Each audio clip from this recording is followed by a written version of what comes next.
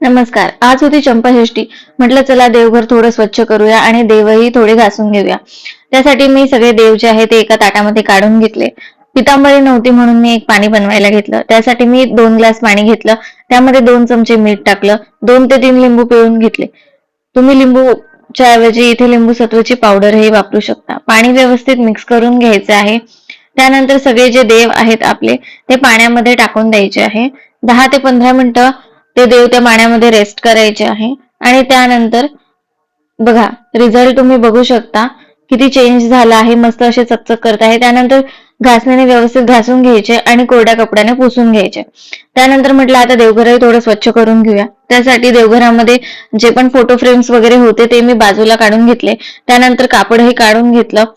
व्यवस्थित देवघर पुसून घेतलं आणि नवीन कापड टाकलं आणि सगळे देव जे आहे ते व्यवस्थित पुसून आणि अरेंज करून ठेवून दिले. बघा आता देवघर किती छान दिसत आहे. मग नंतर म्हटलं चला टिफिन भरून घेऊया. टिफिन भरला. त्यानंतर रात्रीची खिचडी उरली होती, थोडे फ्रुट्स असं म्हणून ब्रेकफास्ट केला. कॉलेजला गेली. कॉलेजवरून आली.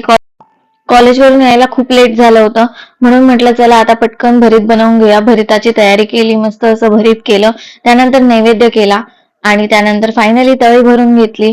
त्यानंतर बिग बॉस बघता बघता मस्त असं जेवण केलं.